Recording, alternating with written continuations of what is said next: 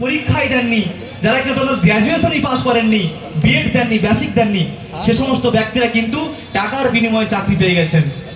এখন মানুষ যারা চাকরি হারিয়েছেন তারা কি ছেড়ে দেবে নাকি? তারা ছাড়বে? তারা তো মনে হয় তৃণমূলের যারা যে সমস্ত যারা তোলা তুলেছিলেন ওদের বাড়িতেই হামলা করে বলে মনে হয়। এবং একদিন এমন হবে রাস্তাঘাটে মানুষ যখন তৃণমূল করবে বা বেরোবে ওদেরকে চোর বলে আখ্যায়িত করবে। এখন তো করছে, আরো করবে। আর বর্তমান এত দুর্নীতি, এত চুরির পরেও তৃণমূলের সঙ্গে যারা ঘুরছে তাদেরকে বুঝতে হবে হয় ওরা স্বার্থের জন্য ঘুরছে আর না হয় কোনো কিছু ধান্দা আছে। তাছাড়া কিন্তু আর টিএমসির সঙ্গে কেউ নেই।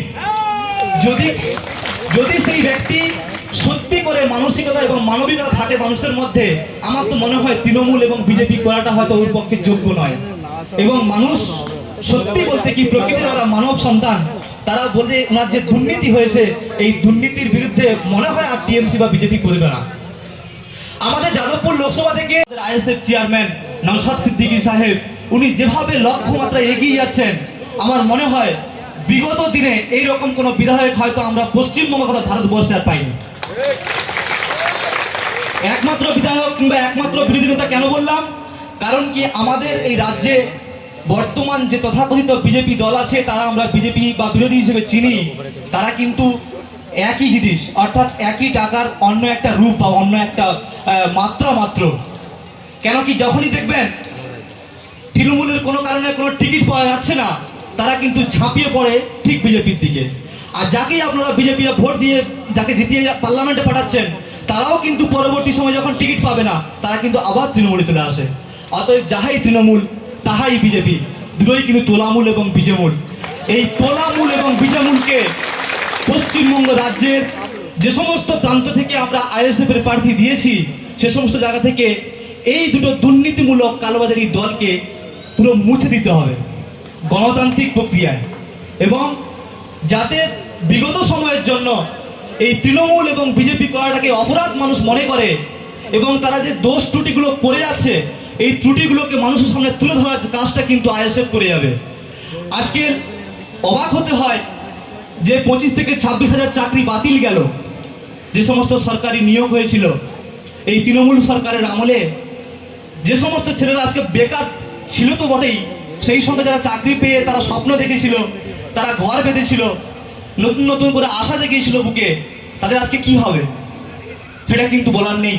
কিন্তু যে সমস্ত ছেলেরা আজকে বেকার হয়ে চাকরি হারা হয়ে চাকরি পাওয়ার যোগ্য হওয়ার পরেও রাস্তায় বসে আছে ওদের হয়ে কিন্তু মাননীয় যাচ্ছেন না কোথাও। কিন্তু যারা চাকরি চলে যাওয়ার জন্য প্যানেল বাতিল হলো ওদের জন্য সুপ্রিম কোর্টে যাওয়ার জন্য হুমকি দিচ্ছেন।